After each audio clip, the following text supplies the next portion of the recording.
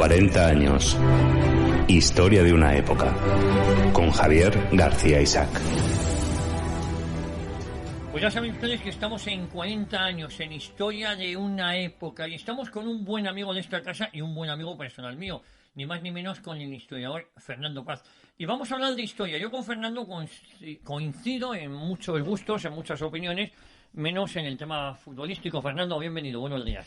Muchas gracias, don Javier, buenos días. Digo que coincido en muchas cosas contigo, menos en los gustos futbolísticos. Yo soy un acérrimo del Real Madrid, socio, seguidor, y tú eres un acérrimo seguidor del Barça. Efectivamente, así es. No se puede ser perfecto, Fernando.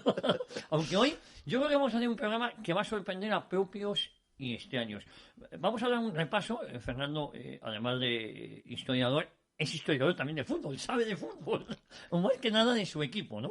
Bueno, me gusta el fútbol en general. Soy de como todo el mundo, pues cada uno de su equipo, yo soy del mío, pero por encima de eso me gusta el fútbol, que soy apasionado del fútbol, la historia del fútbol. Bueno, pero hoy vamos a hablar de la historia de tu club, del Fútbol Club Barcelona, y en concreto lo que el Barça debe a Franco, porque hay una historia, tú me lo has comentado en varias ocasiones, y así nació este programa para hablar de esa historia, que creo que todo comienza cuando hace relativamente poco a Franco se le retiran las 2 medallas. Hay, si no me equivoco, 2 socios que votan en contra, que son abucheados. Uno o 2 socios, no recuerdo, y son abucheados y tal. Y claro, estos 2 socios sabían la historia del Barça, y es que el Barça, si hoy día existe, es gracias a la labor o la intermediación de Franco. Sí, efectivamente, la existencia del Fútbol Club Barcelona le debe muchísimo al generalísimo Franco. Y el Fútbol Club Barcelona, entonces Barcelona Club de Fútbol, le entrega a Franco 2 medallas de oro, no una, 2. Es el único club de España en hacerlo. Un poco en correspondencia con el hecho de que Cataluña era, por entonces, quizás la región más fervorosamente franquista de España, desde que entraron las tropas de Yagüe en enero del 39 por la diagonal, ¿no? Así que, yo creo que sí, es un tema del que podemos hablar, desde luego, largo y tendido, porque hay una relación muy larga, muy estrecha además, entre el Fútbol Club Barcelona y Franco, pero sobre todo, como digo, porque efectivamente la existencia misma del Fútbol Club Barcelona le debe mucho a Francisco Franco. Hoy vamos a empezar por el inicio. Fernando, ¿cómo surge el Barcelona? Ese fútbol en España en los años 20, no es la competición como la conocemos ahora, el número de seguidores o los que iban a los estadios era mucho menor, pero indudable que el Fútbol Club Barcelona era el equipo más importante de España con diferencia en esa época. Bueno, lo que sucede es que Cataluña es la región más desarrollada de España, lo viene siendo desde finales del siglo XVIII, lejos de toda marginación, como se ha querido vender en ocasiones, ¿no? Es la región más desarrollada de España y está más en contacto con Europa que ninguna otra región también de España. Es una región que, en razón de su condición mediterránea, la condición del puerto de Barcelona, pues tiene unas relaciones con Europa que no tienen otras regiones de España. Y Cataluña se convierte en el centro del deporte en España. Empieza a hacer furor a mediados del siglo XIX todo lo que tiene que ver con los deportes, primero el boxeo, el rugby y el fútbol, que llega a España, primeramente no en Cataluña, sino en las minas de explotación británicas en Huelva, pero digamos que eso no pasa de un nivel pues anecdótico. Realmente donde el deporte arraiga verdaderamente es en Cataluña, y todavía hoy muchos deportes minoritarios de menor seguimiento del que pueda tener el fútbol sin duda, son los equipos catalanes los primeros de España, pues desde los distintos hockeys al waterpolo, natación, balonmano, en fin, esas cosas, ¿no? Y en esa explosión deportiva que se vive, pues surge el Fútbol Club Barcelona en 1899 como uno de los equipos de la ciudad. En origen no es más que eso, y es uno de los equipos de la ciudad formado por aquellos barceloneses o gente que vive allí que no son españoles. Por eso hay un equipo que es el Español de Barcelona, que está constituido por españoles, es decir, por los catalanes, para entendernos, por los catalanes, y otro que es un equipo de extranjeros. Es el Fútbol Club Barcelona en origen. Efectivamente, como bien apuntas al principio, la existencia de los clubes se limitaba a disputar partidos con carácter puramente amateur entre unos equipos y otros. La primera competición es la Copa del Rey, pero no hay una liga y, por tanto, una competición, digamos, estandarizada y semanal hasta la temporada 1928-1929, que se juega la primera, que la ganará, por cierto, el Fútbol Club Barcelona, aunque no ganaría otra ya hasta la 44-45. También es un tema al que tendremos que ir.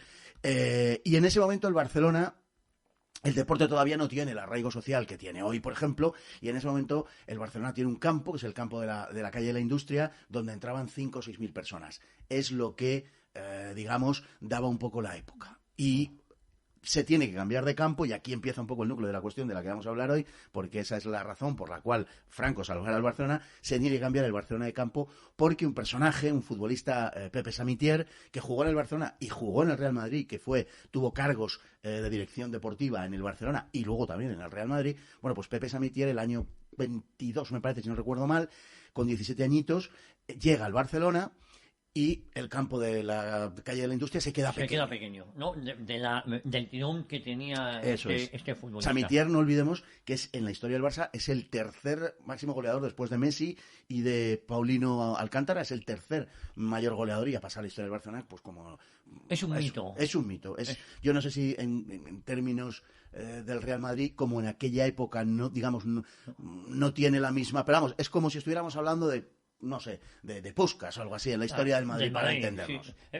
Hay que recordar que el Madrid se funda en 1902 y hasta mucho más, hasta quizás ya entrado bien los 50, no es el club que conocemos ahora. Es decir, que la hegemonía la tenía el Barça, el Atlético de Madrid, quizás el Atlético el Atlético de Bilbao. Si me escucha alguno del Atlético de Bilbao me mata. Sí. Yo creo que en la historia del fútbol español, como cualquier proceso histórico, yo creo que hay 3 grandes periodos. Uno es hasta 1960, otro es del año 60 al año 90 y otro del 90 hasta ahora. Pero, en fin, para lo que nos ocupa hoy quizá lo podemos dividir en 2, hasta 1960 y después. Porque se produce un enorme cambio en el fútbol español con la irrupción de Santiago Bernabéu. Hay un antes de Bernabéu y un después de Bernabéu.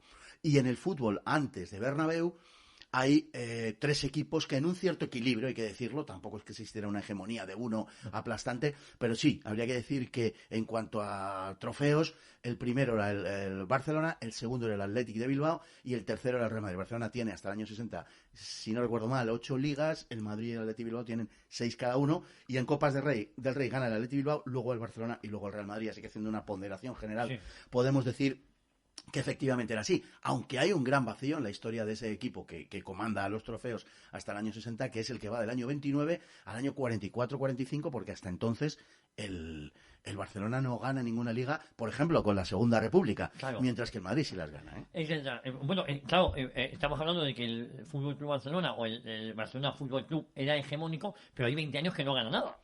Hay 15 años donde el Barcelona gana Copa del Rey, pero no gana Copa del Generalísimo, pero no gana ninguna liga. ¿Por qué fue tan importante Samitier y qué es lo que pasa? Porque hay alguna anécdota, hemos visto algún documental recientemente en televisión donde nos dice que Samitier se exilió. Bueno, se exilió de los rojos, no se exilió de los nacionales, al contrario. Cuando Barcelona es liberado es cuando él vuelve.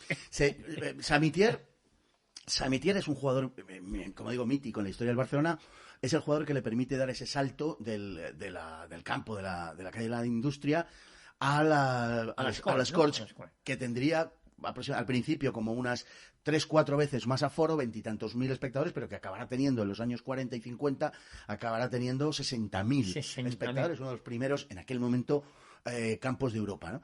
Pero era un campo muy incómodo, en fin, muchas cosas hubo que cambiar. Ahora contaremos por qué. El cambio de la calle de la Industria al campo de la Scorch, sin embargo, se produce por la llegada de Samitier, que populariza enormemente el fútbol. Es visto como un fenómeno, como una especie de atracción, digamos, de feria, por decirlo de alguna manera, y la gente acude masivamente al estadio. Hay que cambiar, incrementando el aforo. Es por eso, digamos, una figura muy importante en la historia del Barcelona. Samitier, en efecto, pasa luego al Real Madrid, y Samitier, Samitier primero jugó en el Barcelona y después... como le pasó a Zamora, como le pasó a Ricardo Zamora. Por cierto, los dos eran auténticas debilidades de Franco.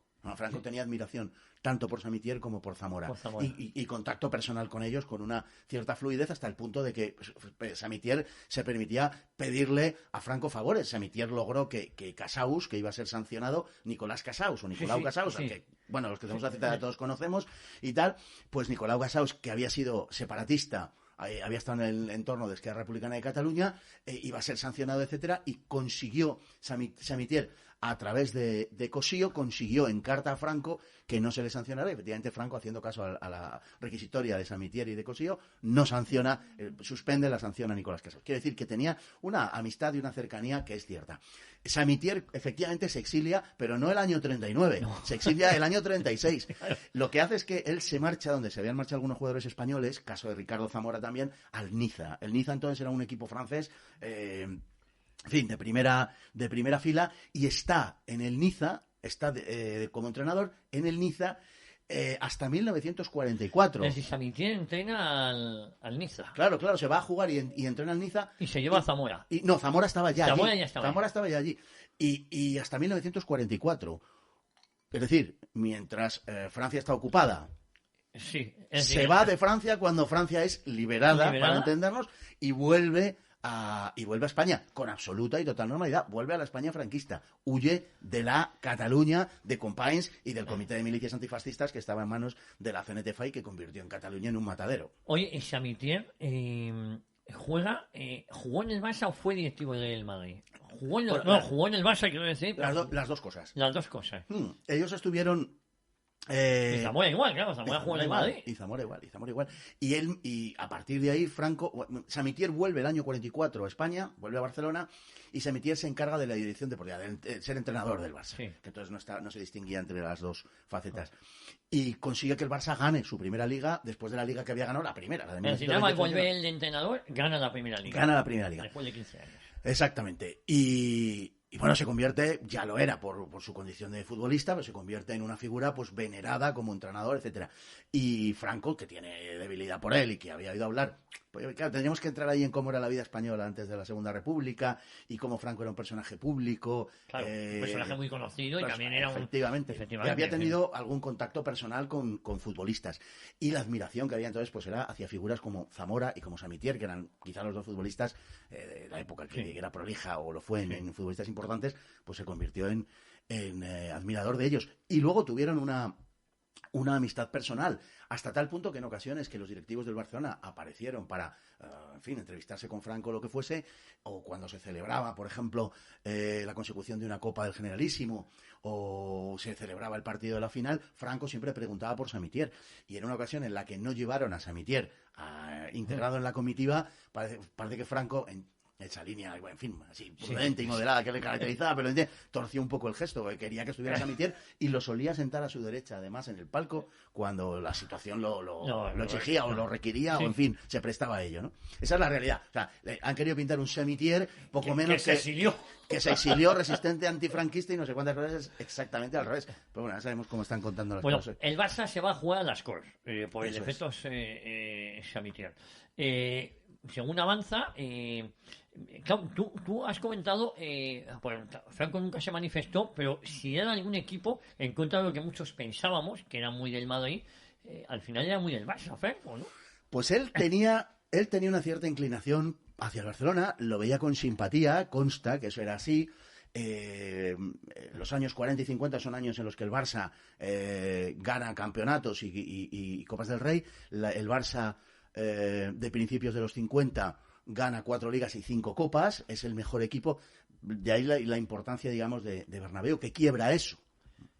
Quiebra un Barcelona que ahora comentaremos algo, ha fichado a Kubala, en fin, cuenta con el que en ese momento es el mejor jugador del mundo, salvo porque coincide con Alfredo Di Stéfano. Bueno, es importante esto que acabas de decir porque para poner también a nuestros oyentes en situación, esa España de los años 40, 50, 60 venían los principales actores de Hollywood, venían futbolistas a jugar a España, pero no futbolistas como ahora se van a Dubái de retirada con 40 años o 30, no, venían con 20 y pocos o hacer su carrera aquí, es decir, y no se iban de aquí. Bueno, el caso de Kubala podría haber ido, sale de Hungría, de la dictadura comunista húngara, se podría haber ido a Inglaterra, a donde hubiese querido, a Estados Unidos, y elige España como destino. Sí, claro, porque va buscando un país libre y entonces él huye, como bien dices, de la dictadura en Hungría, de la dictadura marxista en Hungría. Es un joven muy religioso y, pues de una forma natural, se dirige a España y en España... La acompaña Puskás, ¿no? Sí, en España lo ficha el Barcelona. Kubala es el mejor jugador de ese momento, es un jugador con unas condiciones técnicas extraordinarias.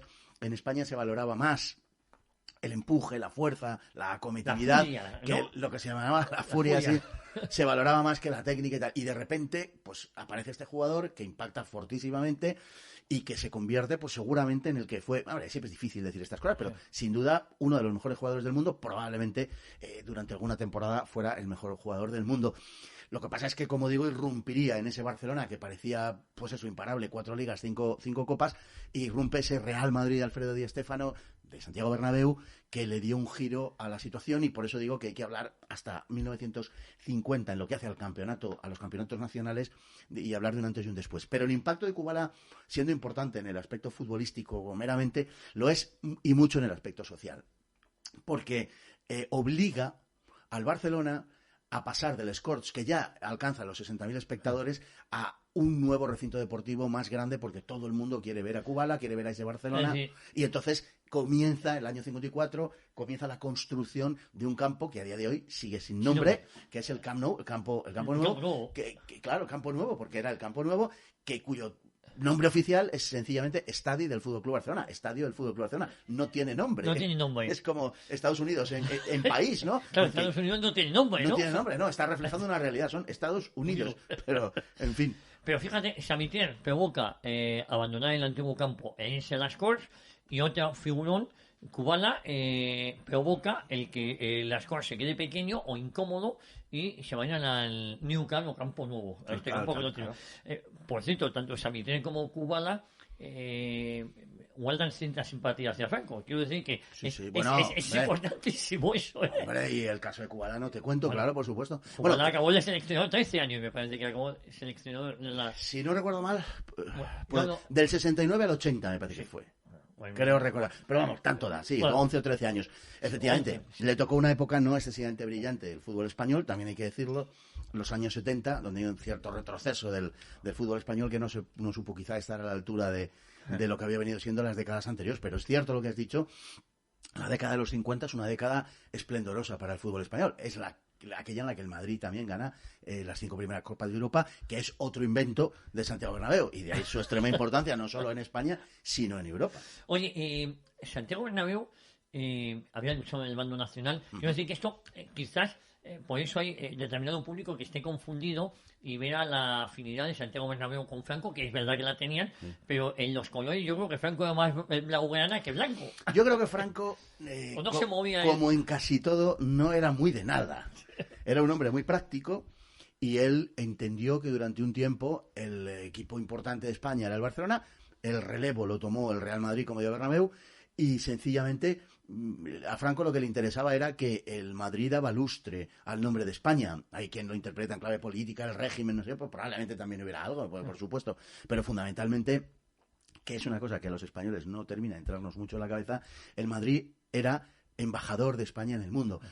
Cualquier español que sale fuera de sus fronteras, y si me apuras que incluso está dentro del país, porque somos el tercer país turístico del mundo, cualquier español es embajador de su país y está pues proyectando una imagen de su propio país y de su sociedad. Y esto, que en otras partes lo tienen mucho más claro, en España es una cosa que se ignora absolutamente.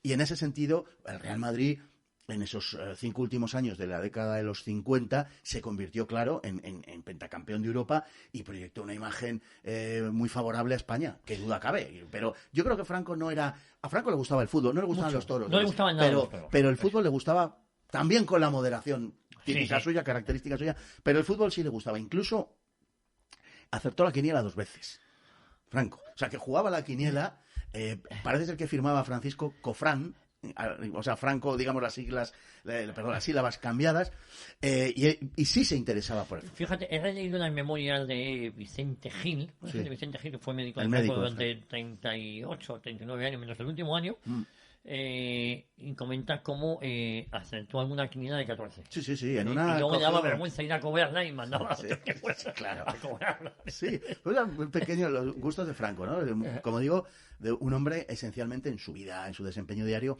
moderado. Yo creo que no era muy de nadie, y su finalidad esencial era, pues eso, que España, pues en fin, brillase y que el país tuviese una proyección y tal, y eso se lo dio al Real Madrid. Pero de lo que no cabe duda es de que, por lo menos con igual intensidad que con los demás simpatizaba con el Barça. Comentabas que el problema del Barça viene con el cambio, con la nueva ciudad deportiva, con el nuevo estadio, ¿no? Sí. ¿Qué es lo que sucede a partir de aquí? Pues sucede que el Barcelona, como digo, impulsado por ese equipo del Barça de las 5 copas que se llama, por la figura señera de Kubala, pues requiere un nuevo recinto deportivo por la atracción que esto supone, ¿no? Y entonces cambian las Corts, lo cambian por el nuevo campo, por el Camp Nou, que empieza en 1954 a construirse y que terminará en 1957. El problema es que estaba presupuestado en 67 millones de pesetas. En fin, no vamos a entrar ahora en las equivalencias, pero era mucho dinero. 67 millones de pesetas. 67 millones de pesetas de la época. De la época que cuando termina de construirse 3 años después, la desviación del presupuestario ha sido monstruosa y se va a 230 millones más. 230 o sea, millones 230 más. millones el coste. Es decir, de 50 millones De que iba a costar, 67, de 67 a 230 y... Bueno, en total el club contaba con que se podían jugar la deuda, pues la deuda sobre lo presupuestado era no exactamente el desvío de 230 millones, porque en el presupuesto, claro, había parte de deuda, pero bueno, podía estar por encima de los 200 millones de pesetas de la época. Es una cantidad sencillamente monstruosa. Claro. 200 millones de pesetas de 1957. Sí. Algún oyente que tenga la edad suficiente del valor del dinero en los años 50 claro, dirá, bueno, esto era monstruoso. Era monstruoso. Claro, la desviación es que el campo venía a costar casi 5 veces más de lo que se había presupuestado casi. Vamos, era una barbaridad. Pues imagínate el desvío. El desvío presupuestario es monstruoso. Y entonces, claro, se pide... Vamos a ver. El Barcelona pide al ayuntamiento un favor. El problema es que el ayuntamiento ya le había hecho un favor antes. Le había hecho un favor recalificando los terrenos del nuevo campo, del Camp Nou, para bajarlos de precio y que al Barcelona le saliera más barato. Efectivamente, el Barcelona se beneficia de ese asunto y tal. Pero ahora, como la desviación ha sido brutal, claro. Ahora lo que quiere el Barcelona es que los antiguos terrenos de los Corts que van dedicados a ser zona verde, el ayuntamiento los recalifique para hacerlos urbanizables y de esa manera que se incremente el valor del suelo y el Barcelona recibir una cantidad mayor de dinero. El ayuntamiento, que ya le ha hecho un favor al club, le dice que naranjas de la China. Dice que esto que no puede ser, que es un escándalo, etcétera, y se niega en redondo a autorizar la operación. El ayuntamiento, por un lado, le hace este favor para que le baje el precio, pero en cambio los terrenos que le pertenecen al Barcelona, que son los de las Corts, en vez de que sea un terreno verde, pues que lo hagan, por ejemplo, urbanizable y así ganar dinero. Por cierto, la zona de las Corts, me parece que es la de Jaime III, y está lleno de pisos, es una zona cara de Barcelona. Claro. Sí. Claro. Y viene de ahí. Y viene de ahí, claro. No, es que, efectivamente, sí, es que luego hubo un juego con las constructoras que fue bastante escandaloso, hay que decir. Entonces, todo esto llega, claro, y sin esa recalificación del ayuntamiento, el Barcelona está muerto. Claro, no puede enfrentar la deuda y la reacción de las instituciones públicas es decir, oiga, es usted el que ha creado el problema, no nos lo traspase a los demás, arréglelo usted. Si desaparece en función de que es usted una entidad privada, pues oiga, desaparecerá. ¿Qué quiere que le hagamos? La situación es extrema. A finales de los años 50 el Barcelona no puede afrontar ese pago de la deuda. Están jugando en el Campo Nuevo ya. Están jugando en el Camp Nou, efectivamente. Pero sin resolver lo que pasaba con los antiguos terrenos. Sigue la deuda y entonces hay presiones políticas en primera instancia para que el ayuntamiento, presiones que vienen de muy arriba, porque están presionando un ayuntamiento de Barcelona nada menos, no de una localidad menor, precisamente. En ese momento Barcelona es la primera ciudad en población de España. Más que Madrid, ¿no? En ese momento tiene más población que Madrid. Y están presionando al ayuntamiento para que llegue a un acuerdo. El ayuntamiento se tiene que tragar, digamos, su anterior decisión y hacen un apaño con el Barcelona de tal manera que recalifican los terrenos a cambio de que el Barcelona dé al ayuntamiento una serie de prestaciones de sus instalaciones deportivas y de ese modo decir, bueno, pues llegamos a un acuerdo entre los dos, Sí. tú me prestas a los barceloneses tus instalaciones para hacer esto y lo otro y lo demás allá, y yo te recalifico, tal y cual. No hace falta, en fin, discurrir mucho para darse cuenta de quién es el beneficiario en esta relación Ayuntamiento de Barcelona, Fútbol Club Barcelona, o Barcelona Club de Fútbol, como se llamaba entonces. El ayuntamiento se había negado durante meses, hay que decirlo también, se había negado durante meses a ceder a las presiones. ¿Y cómo cambia de opinión o qué es lo que me hace cambiar? Porque esto me has comentado que llegó incluso al Consejo de Ministros, ¿no? Bueno, sí, el año 62, en agosto del 62, si no recuerdo mal, el Pleno del Ayuntamiento de Barcelona decide, de forma sospechosamente unánime, decide cambiar la orientación de la política del ayuntamiento en favor de esos acuerdos con el Fútbol Club Barcelona. Pero hay otros intereses, por otro lado, que se posicionan contra la decisión del ayuntamiento y contra los beneficios del Barcelona. Y entonces se vuelve a poner en solfa la decisión del ayuntamiento de Barcelona. Así que finalmente el ayuntamiento no llega a adoptar de forma oficial Esa medida. Y entonces el Barcelona recurre a un personaje que es, bueno, un personaje muy interesante, que tuvo además una importancia en el deporte español, por supuesto en el Barcelona, pero en el deporte español, luego tendremos ocasión de decirlo, espero, que es un miembro de la Junta Directiva, un falangista de Gerona, Que estaba en la Junta Directiva del Fútbol Club Barcelona. que estaba en la Junta Directiva del Fútbol Club Barcelona, Juan Hitch. Juan Hitch. G-I-C-H. O sea, C-H, perdón. Sí. G-I-C-H.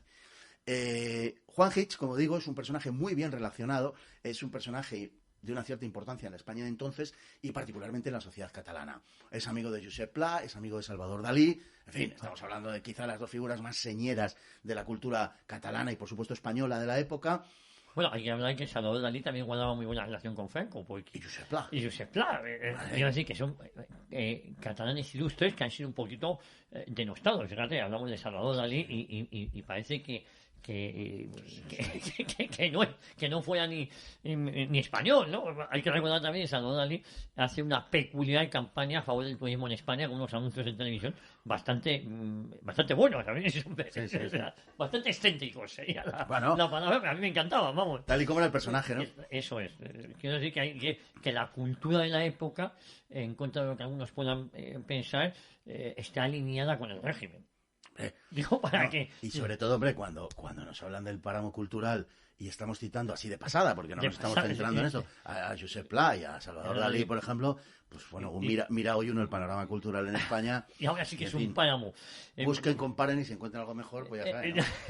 Bueno, la importancia de este personaje, de este falangista de Gerona, ¿por qué es tan importante en la historia del Fútbol Club Barcelona? Bueno, él es un personaje contratado por la Junta Directiva fundamentalmente en función de sus relaciones. Confían en que Hitch lleve a cabo una obra, una labor, digamos, en favor del Barcelona por precisamente las amistades que tiene. Amistades no solo de la sociedad catalana, con ser lógicamente muy importantes, sino amistades políticas. Y efectivamente...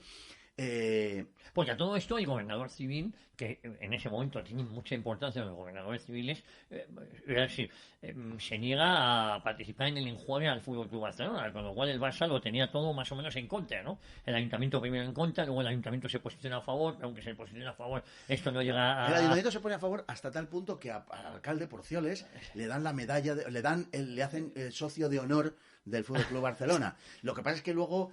aunque el ayuntamiento había pasado por el aro, pero luego se producen las denuncias de los afectados por esa decisión y en consecuencia se vuelve a ver todo el asunto. Es cuando el Barça, en ese momento, a través de Juan Hitch, lo que hace es desplegar una estrategia pues en torno al poder. Juan Hitch, como digo, tiene muchas amistades, pero sobre todo tiene una que es la más importante, que es la de un tal Torcuato Fernández Miranda.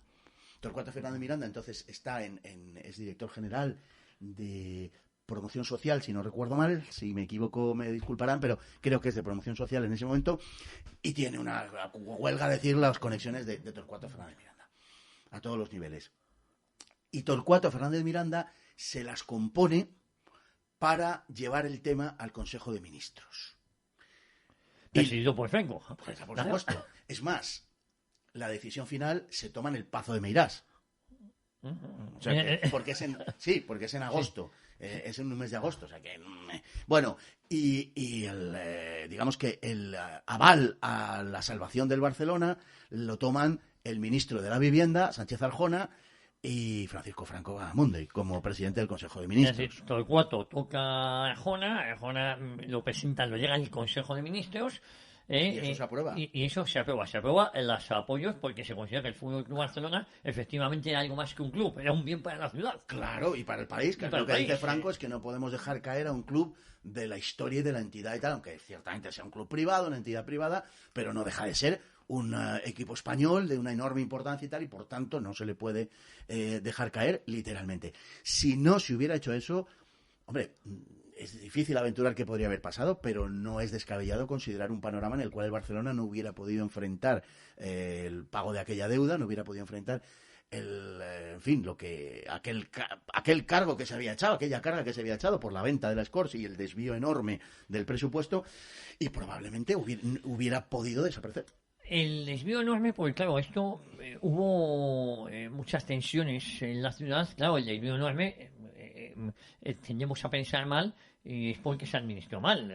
Una cosa que está presupuestada en 50, que te cueste 200 y pico millones al final, algo se hizo mal, ¿no? Porque puede haber una desviación de un 5%, un 3%, pero aquí hay una desviación monstruosa, ¿no? Hubo muchos intereses, muchísimos, de por medio de constructoras, de gente de la alta burguesía catalana y barcelonesa, y no se quiso tampoco investigar el asunto en exceso. No. Bueno, y a la vez que esto pasaba, el Real Madrid emplea con muchísima fuerza el Real Madrid, que venía desde ser el tercer equipo de España, y pasa ya a ser el primer equipo con la figura de Santiago Bernabéu. Claro. Es decir, que se le juntó el hambre con las ganas de comer al Fútbol Club Barcelona, ¿no? Exactamente, eso es. El Barcelona tiene los problemas económicos que son de suponer, no puede hacer frente a grandes adquisiciones de futbolistas, y coincide además con la irrupción poderosa del Real Madrid, de Santiago Bernabéu, y por eso digo que se inaugura un segundo periodo de la historia del fútbol español, en donde, pues en los años 60, bueno, en el periodo al que he aludido antes, del 60 al 90, de 1960 a 1990, el Real Madrid gana 19 ligas de 30, y mientras el Madrid gana 19 de 30, el Barcelona gana 2. La 73-74, la Liga de Cruyff, famosa, la del 0-5 en el Bernabéu, que juega un papel en lo que a partir de ahora vamos a contar también, y la Liga 84-85 de Terry Venables. En 30 años el Barcelona gana 2 ligas, el Madrid 19, ahí es donde marca la enorme diferencia, ¿no? Y el Madrid se convierte en el primer equipo de España, al margen de las cuestiones europeas, en competiciones domésticas, en competiciones nacionales, ganando por más ligas que nadie, con una enorme diferencia. En la década de los 60, para que nos hagamos una idea, el Madrid gana de 10 ligas, 8. Otras 2 las gana el Atleti, la 76-77 y la 61-70. El Madrid gana 8 de 10 ligas. El Barcelona, absolutamente nada en ligas. Y hay que recordar que la Copa de Europa, lo que había, bueno, se llamaba Copa de Europa, lo que había, solo jugaba un equipo, que era el campeón de liga. Eso es. Claro, de ahí que el Real Madrid pues fuera hegemónico, porque era el único representante español que iba a la Copa de Europa, ¿no? Claro, la liga que gana el Atlético de Madrid es la que le hace jugar la final contra el Bayern de Múnich, que es... No, esa será posterior. La del 73-74. Esa es la del 74. La del 74. La del 74, que perderá con el Bayern después de empatar a 1, desgraciadamente, con aquel gol desde fuera del área. Que luego, viendo el gol, la verdad es que tampoco fue tanto fallo de Reina, pero que luego se jugó 2 días después, entonces no había prórroga ni penaltis, y la perdió el Atleti 4-0 de una forma triste, ¿no? Triste, pero efectivamente, digo, porque venía el Atlético de Madrid jugó esa competición porque venía de ganar la liga, pues solo pasaba uno, no había que pasar 4 equipos. Así era. Claro. El año anterior el Barcelona se había quedado en semifinales contra el Leeds United, si no recuerdo mal, no había podido superar la eliminatoria, y el Leeds la jugó contra el Bayern también y la perdió. Bueno, por supuesto, el Bayern ganó 3 Champions, ya estoy con la nomenclatura actual, 3 Copas de Europa. Entonces, pero claro, el Madrid, como bien dices, ganaba todas las ligas prácticamente, entonces era el que iba a la Copa de Europa. El Madrid pasó también 31 años, si no recuerdo mal, sin ganar una Copa de Europa, desde el 66 contra el Partizan de Belgrado, ganados 1, hasta la famosa de Mijatovic contra la Juventus con Lorenzo Sanz en la presidencia. Efectivamente, que luego Lorenzo Sanz llegó a ganar 2 seguidas, y aún así perdió en las elecciones 2 Champions, y se dice que Lorenzo Sanz le devolvió las copas en color, las que habíamos visto eran todas en blanco y negro. Claro, las primeras del Real Madrid, en España no había televisión prácticamente. No. Las emisiones no sé si comienzan en 55, 56. Es decir, el mismo año que el Madrid gana la primera Copa de Europa, era algo absolutamente marginal, socialmente hablando. Y la del 66 ya sí, porque ya está generalizada la televisión en España. Pues tenemos que sumergirnos en aquella época para hacernos una idea. De lo que era. Se oía por la radio, fundamentalmente. Sí. Oye, y a partir de ahora hemos dicho el Barça entre nuevas bajas, el Madrid con fuerza, el Barça con unos problemas económicos muy graves, un páramo en lo deportivo, el Barça, aunque gana alguna copa de Generalísimo. Sí, las copas sigue ganando. El Barcelona, de algún modo, pues cifra su sabedor de esa hegemonía del Real Madrid y que resulta imposible desplazarle. En aquel momento el equipo, digamos, el derbi, el equipo más fuerte contra el Madrid, el enemigo para el Madrid era el Atlético de Madrid, verdaderamente. Porque el Barcelona, a finales de los 50, a principios de los 60, prácticamente desaparece. Un Atlético de Madrid que venía de reconvertirse de ser un Atlético muchos años antes, era el Atlético de la Aviación y se convierte en el Atlético de Madrid. Sí, que tiene una época en los años 60 y 70, sobre todo a finales de los 60 y años 70 primeros, tiene una época de un enorme esplendor con un gran equipo, o sea, con jugadores... Y con Vicente Calderón, que hay que recordar, que venía a ser el anónimo a Santiago Bernabéu. E incluso dando el nombre al estadio del año 67, sí, que lamentablemente demolido este mismo año prácticamente. Oye, y entonces en esa época el Barcelona es el tercer o cuarto equipo junto con el Atlético de Bilbao. El Atlético de Bilbao, digamos que en los años 50 entra en picado. Empieza a perder competitividad frente al Madrid y al Barcelona, que se han reforzado muy bien y que traen extranjeros, que traen algunos de los mejores extranjeros del mundo, y sobre todo el Real Madrid, y se queda notoriamente atrás. El Barcelona queda, si tenemos en cuenta todas las competiciones, quedaría, sí, junto con el Athletic como segundo equipo, pero en cualquier caso a una enorme distancia del Real Madrid. O sea, se convierte en un equipo pues que vive más del pasado que otra cosa. Parece que está abocado un poco a ser el nuevo Athletic de Bilbao en cuanto a desaparecer de los títulos de Liga. No gana ninguno desde el año 60 hasta el año 73. Pasan 13 años sin ganar ninguno y luego pasarán 11 hasta la siguiente Liga 84-85. Será Cruyff el que cambie con un impacto muy importante en el Barcelona, por supuesto, y en general en el fútbol español. Y me atrevería a decir que europeo será Cruyff el que cambie, por decirlo de alguna manera, inaugure una nueva época de hacer fútbol, ¿no? ¿Qué pasa cuando es fichado Cruyff? Son varias preguntas. Estamos ya en la década de los 70. Sí. Es fichado Cruyff. Antes, en el 71, si no me equivoco, del 71 al 74 a Franco se dan 2 medallas, el único club español, el único club que le ha concedido a Franco 2 medallas de oro y menos tan consecutivas y sobre todo en el final de su vida, ¿no? Que porque otra cosa es el Franco del año 49 que vamos a dar una medalla a Franco pues para ver si lo ganamos. No, aquí se la dan un poco como homenaje, ¿no? Como homenaje casi póstumo, porque le faltaban poco más de un año para fallecer. Sí, la verdad es que pretender ahora, como algunos lo han querido, no sé... Una imposición... Sí, insinuar que había efectivamente una imposición... Si no, habían fusilado, eso... Es una cosa que, en fin, para cualquiera que conozca un poco la historia y no digamos nada, algún detalle de la historia del deporte, pues, o del Barcelona, pues mueve a la risa y, en fin, y al espanto por la falsificación de la historia de España. Se le conceden 2 medallas a Franco, una el año 71, 2 medallas de oro, y otra el año 74.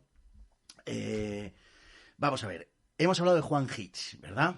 Este era directivo del Barcelona. Pues en 1971, Juan Hitch es el que a través, recordémoslo, de Torcuato Fernández Miranda lleva al ministro de la Vivienda y a Franco a apoyar aquella concesión al Barcelona de la sustanciación de la deuda, etcétera. Bien, pues Juan Hitch aparece en 1971 en la dirección del Consejo Nacional de Deportes. ¿Vale? No, es decir, en el 1971 este personaje... Reaparece, nunca se había ido, pero está en el Consejo Superior de Deportes. Sí, y a la vez él se hará cargo y será el sustituto de Samaranch al frente del Comité Olímpico Español. Bueno. Recordemos que la única medalla de oro, si no recuerdo mal, en unos Juegos Olímpicos de Invierno es la del 72 de Sapporo. De Sapporo, de Paquito Fernández Ochoa. Efectivamente, y era Juan Hitch, el director del Consejo Nacional de Deportes, y el director del Comité Olímpico Español. Bueno, los dos cargos... Y era un barcelonés, era un culé... Era gerundense y era un barcelonista... acérrimo. Efectivamente. Y entonces Hitch logra que el Consejo Nacional de Deportes done al Barcelona 43 millones de pesetas, que era pasta también para aquel momento, para construir el Palau Blaugrana. En el 71. En el 71. Para construir el Palacio Azulgrana, dicho en español, ¿sí? Palau Blaugrana, que así se inauguró y así se llamó en catalán en 1971, con esa donación de 43 millones de pesetas, sí. Y para construir también lo que se llamó el Palau de Gel, el Palacio de Hielo. Es decir, todo con la nomenclatura en catalán. Sí, sí. Es decir, así es como se llamó y así absolutamente. No absolutamente. Así se inauguró en medio de un gran calor popular, como recogen las crónicas y de lo que dan fe, por cierto, las fotografías de la época publicadas en la prensa en aquel momento, sobre todo en la vanguardia, entonces llamada Vanguardia Española, y se construyen los dos palacios. Y 15 días antes de la inauguración de esas instalaciones, el 13 de octubre de ese año, le es entregado a Franco. Del 71, el 13 de octubre del 71. Le es entregado a Franco y también a Hitch y a Fernández Miranda, le son entregadas la medalla de oro del club. A los tres personajes. A los tres. A los tres. Para que quedase claro, en fin, la paternidad del asunto, ¿no?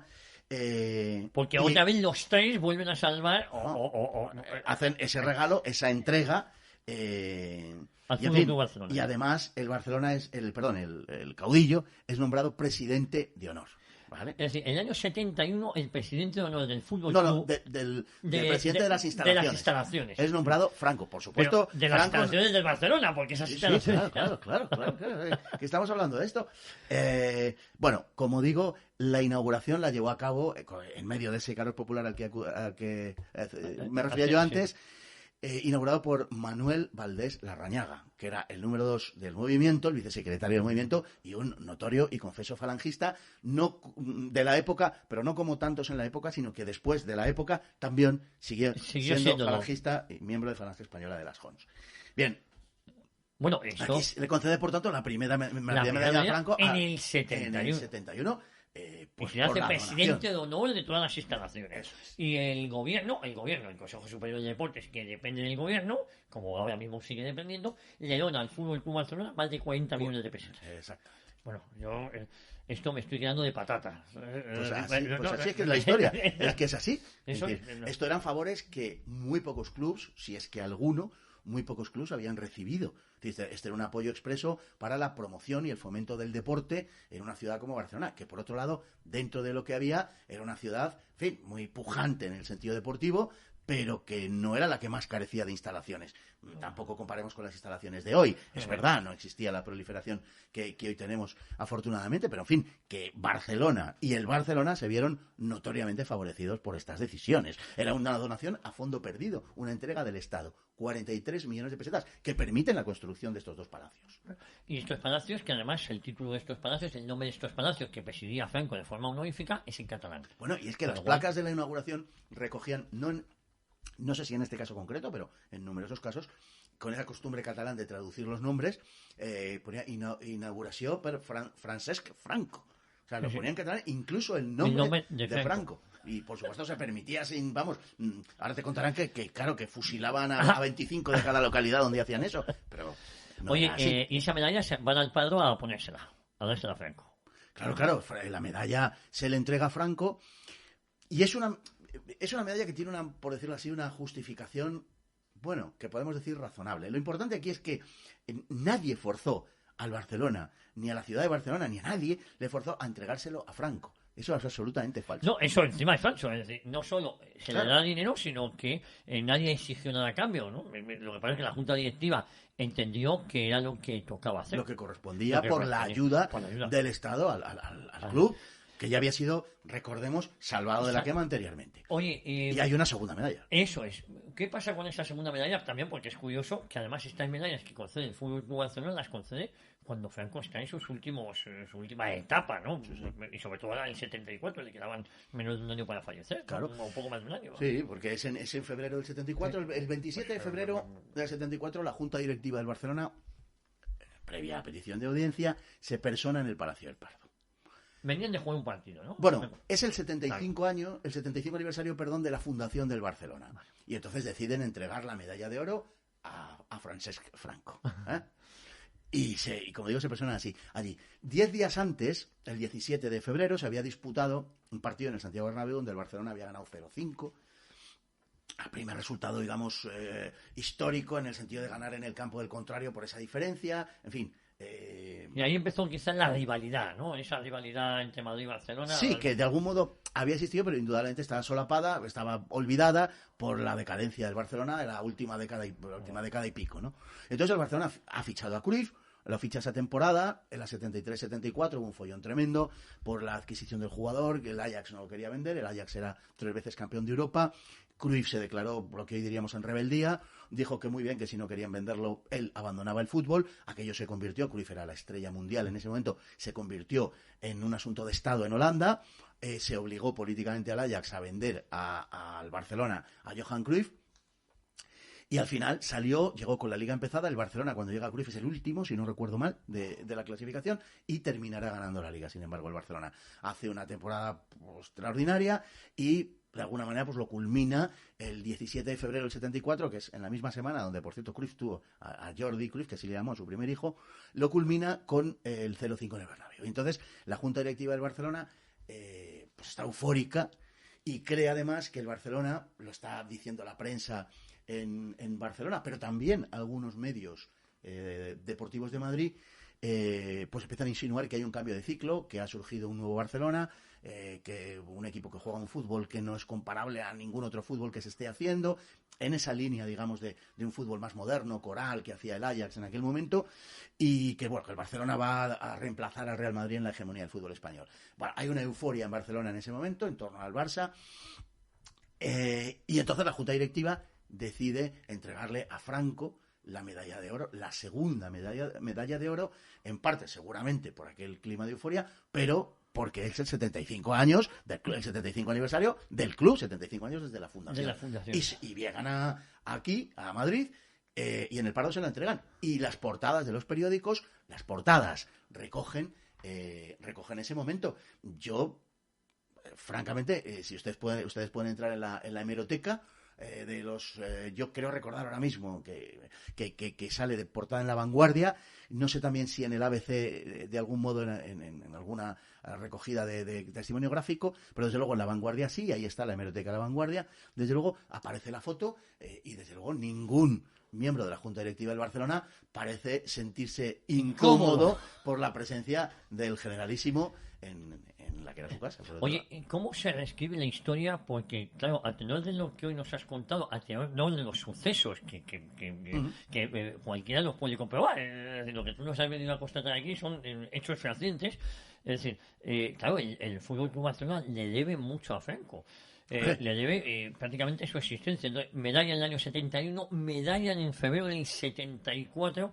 Efectivamente, ese Fútbol Club Barcelona con Cruyff fue muy innovador. Luego yo creo que hizo menos de lo que podía haber hecho. Sin duda. Cruyff terminó siendo en fin, ganó una liga y fue muy brillante y demás, pero dio mucho menos de lo que... Un detalle que se me había pasado por alto en este relato de la medalla de 1974 es que la delegación deportiva del Barcelona está encabezada por el señor Montal, Agustín Montal, que era el presidente, y estaba acompañado por el delegado de Educación Física y Deportes, el señor Hitch. El señor Hitch, que ahora era delegado de Educación Física y Deportes, y por cierto por el secretario general del movimiento, don José Utrera Molina. Qué bueno, buen amigo. Que glosó además la grandeza de la cultura catalana, en fin. Bueno, fíjate la importancia. Utrera Molina y yo hemos ido mucho a los toros juntos. Teníamos el abono más o menos cerca y solíamos coincidir porque era un grandísimo taurino. Y es curioso que él también estuvo presente en esta entrega de la medalla. Sí. Claro, porque era secretario general del movimiento. Fue el último secretario general del movimiento. Bueno, el último. Luego vino otro. Pero digamos que fue el último secretario general del movimiento que fue secretario general del movimiento. Sí. El otro se encargó de otras cuestiones. Pero vamos, retomando el tema del deporte, sí, efectivamente Cruyff ha sido uno de los grandes jugadores de la historia, no cabe la menor duda. Pero a partir de esa primera temporada en el Barcelona y del Mundial con Holanda, de algún modo se desinfló. Eso es verdad. Un jugador de una gran categoría, de una gran calidad. Jugó, pero los hermanos Nesken jugaban en esa selección holandesa. Johan Nesken, perdón. Los hermanos en el Barcelona, ¿quién más jugaba? En el Barcelona en ese momento estaba Rexach, por ejemplo, Sotil, Sotil, Marcial, Asensi, Sadurní, Costas, Rifé, Sadurní el portero, Costas, Rifé. Sí, era un equipazo. Tenía un gran equipo, pero que le duró un año, sí. De hecho, la Copa del Rey de ese año la gana el Madrid en la final del Barcelona 4-0. Que le devuelve casi el 5-1, el 5-0 que le habían endosado unos años antes. No, unos meses antes. 4 meses antes. Es decir, la importancia de Franco en la historia del Fútbol Club Barcelona. Fernando, muy injusto que casi más de 40 años después de la muerte de Franco, el Fútbol Club Barcelona, en un acto de valentía sin límites, se atreva a quitar las dos medidas. En vez de dejarlo pasar por alto, en vez de mirar a otro lado, quieren volver a reescribir la historia incluso con esto. Porque claro, cuando alguien pregunta, oiga, ustedes le retiran la medalla, bueno, está muy bien, pero ¿qué es lo que motivó que se la entregaran? Eso es lo que no acaban de explicarlo. No, claro. No lo explica, porque oiga, ¿usted por qué a Franco, en el final de su mandato, qué es lo que le llevan ustedes? No, eso no lo cuentan. Eso lo acabas de contar tú. Bueno, no olvidemos también que recientemente, hace 10 años aproximadamente, algo así, presiones políticas hicieron que un miembro de la Junta Directiva del Barcelona, Alejandro Echevarría, que era el cuñado de Laporta, estaba casado con una hermana de... Una hermana de Alejandro Echevarría. Que me consta, además, que Alejandro Echevarría es el último directivo verdaderamente apreciado por los jugadores del Barça. Hacia los demás, en general, sienten bastante desprecio. Este señor, Alejandro Echevarría, ha sido un jugador valorado, sobre todo por los jugadores de la casa. Es muy amigo de Leo Messi, y personalmente, y luego está muy valorado incluso por gente que, en fin, no es de su sensibilidad política como podría ser Piqué, pero sé que es un jugador particularmente valorado. Bueno, Alejandro Echevarría tuvo que dejar su puesto en la Junta Directiva del Barcelona, siendo además cuñado de Juan Laporta, de Joan Laporta, por ser miembro o por tener relaciones con la Fundación Nacional Francisco Franco. Es decir, como si eso, que es una asociación legal, eso invalidase el desempeño de un puesto de cualquier tipo, público o privado, me da lo mismo, ¿no? Estamos reescribiendo la historia de una forma muy, muy peligrosa, pero hay una banda de borregos que están dispuestos a que se quedan solo en la superficie. Bueno, está bien que le quiten la medalla a Franco, oye, hay que preguntarse por qué se la dieron. Claro, el Fútbol Club Barcelona no existiría posiblemente tal y como lo conocemos si no llegara a ser por la figura crucial de Franco. Sí, es muy posible. Es muy posible que el Barcelona no existiera como entidad deportiva si no hubiera sido por Franco, porque Franco asumió, en fin, respaldó aquella operación que libraba al Barcelona de la deuda. Fíjate, hablando ya de tiempos más actuales, el Fútbol Club Barcelona ha tenido a jugadores muy importantes. Yo me atrevería a decir que los mejores del mundo, excepto Di Stéfano, han pasado por el Fútbol Club Barcelona. Sí. Maradona en los 80. Sí. Pero Maradona, Messi. Claro, pero Maradona tampoco... no terminó de cuajar en Barcelona. Estaba quizás en su mejor momento vino en el Nápoles luego, pero venía de su mejor momento, ¿no? Sí, yo creo que le cogí un poquito joven, a lo mejor... la noche y sobre todo, bueno, la noche en Barcelona le perdió. Le confundió más en Nápoles la noche bueno, eso es verdad, en Barcelona. Pero era un enorme jugador, no cabe la menor duda. Para mí no llegó porque no tuvo la continuidad de lo que ha sido Leo Messi, pero es uno de los 3 o 4 mejores jugadores de la historia, yo creo que sin duda ninguna. Bueno, el fútbol ha cambiado, también hay que decirlo. Sí, cuando nosotros éramos pequeños era la figura de Pelé, no sé si te acuerdas. Sí, Pelé era estaba Pelé y los demás. No sé, Pelé, si no me equivoco, jugó en Brasil y en Estados Unidos luego al final de su carrera. Jugó en el Santos y luego en el Cosmos de Nueva York. No jugó en más equipos. No se midió nunca a las grandes competiciones europeas. Lógicamente tiene una influencia en los mundiales. Él juega 3 mundiales, el del 58 en Suecia, que es la sensación. Él tiene 17 años, se convierte en la sensación del mundial. Él juega en el del 62 de Chile, también pasa igualmente, y luego ya la culminación de su carrera y de la selección de la arte brasileña, que es el Mundial de México del 70, donde, bueno, no es que se consagre porque ya lo estaba, pero vamos, se convierte en el mejor, hasta el momento, jugador de todos los tiempos. Bueno, se discute también con Di Stéfano. Es muy difícil medir eso, porque, por ejemplo, ahora que se habla, Messi puede ser el mejor de la historia y tal, pero no ha ganado ningún mundial y no sé qué. Ya, pero si se lo aplicamos a otros, tampoco Cruyff, tampoco Di Stéfano. Quiero decir, ¿cómo medimos realmente cuál es el mejor o no es el mejor? Es un deporte colectivo y es muy complicado medir eso. Pero sí, es verdad que el Barcelona ha tenido quizá figuras más destacadas que el Real Madrid, pero también le ha costado mucho más ser un equipo que el Real Madrid. Claro, yo te iba a comentar, y tú que eres un barcelonista de Perú, claro, desde los años 50 ha sido una casa muy convulsa. Sí. Porque si uno lo analiza, yo también me recuerdo la época de Núñez, la época de su vicepresidente, de Gaspar. Sí. Es decir, una época convulsa detrás de otra, problemas con el vestuario, los entrenadores que iban y venían. Es decir, quizás lo que luego le pasó al Atlético de Madrid con Alfonso Cabezas y la cantidad y con Jesús Gil no voy a decir nada, pero porque luego se ha estabilizado un poquito, ¿no? Pero es verdad que la imagen que tenemos del Fútbol Club Barcelona es que no hay un momento de tranquilidad, y encima ahora se meten en berenjenales políticos desde hace unos años aquí a esta parte. Es muy difícil. Es muy difícil. Ciertamente desde los años, sobre todo los años 50, pero sobre todo los 60, hasta hoy el Barcelona es un desastre, digamos, en cuanto a club, en cuanto a funcionamiento. Hay algunos periodos más positivos. El final de la época de Núñez, por ejemplo, fue mucho mejor. Los últimos años, pero Núñez también tuvo cosas como el motín del Esperia. No nos olvidemos de eso. Es decir, que hubo de todo. Gaspar, que bueno, era un personaje, un tipo que se le puede entender desde el punto de vista humano, digamos, pues por las cosas que hacía y demás, de forofo, pero que desde el punto de vista de un directivo no era muy presentable, ¿no? Pero no solamente esas figuras que son más recientes. En los últimos, sino con anterioridad, como digo, pero en los últimos tiempos eso se ha acentuado todavía más.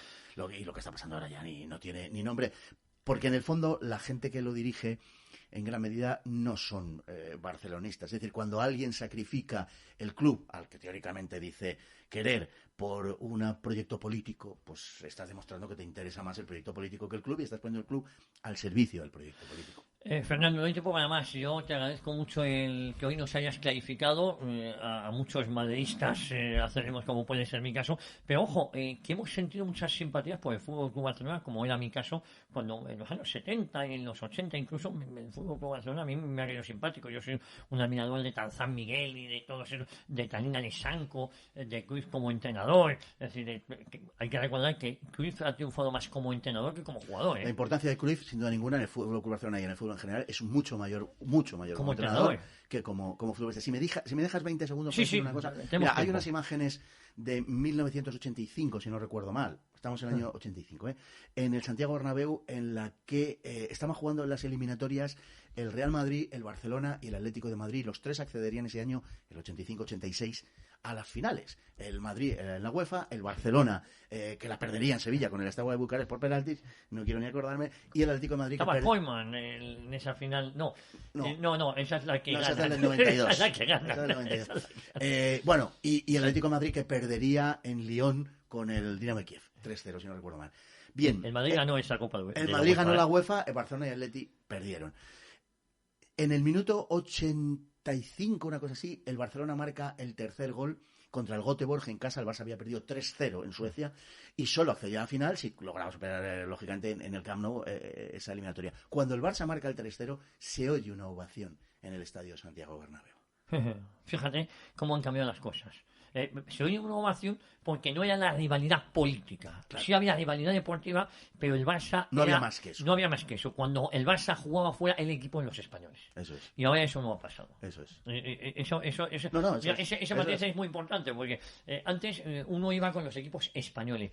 Lo que pasa es que a muchos nos ha pasado que ya no vemos al Barça como un equipo español, sobre todo en los últimos años en la deriva. No, en los últimos 20 años me atrevería a decir esa deriva separatista que ha tomado, que ha hecho que muchísimos seguidores del Fútbol Club Barcelona en el resto de España, en el resto de España, en Sevilla, en Extremadura y tal, pues hayan abandonado esas peñas, se han sentido huérfanas, ¿no? Pues eso es lo que hay que evitar justamente, porque eso es entregarles una institución como el Fútbol Club Barcelona a los enemigos de España. Entonces eso es lo que nunca debería ser. Eso es lo que vamos a intentar. Nos va a costar, Nos va a costar. ¿Qué me va a contar usted? Nos va a costar. Fernando, muchísimas gracias por haber participado en este programa y de vez en cuando viene bien cambiar de registro, Si a esto lo podemos llamar cambiar de registro. Yo creo que sí. Muchísimas gracias a todos ustedes, ya saben, les esperamos la próxima semana aquí en 40 años, Historia de una época en Radio Ya.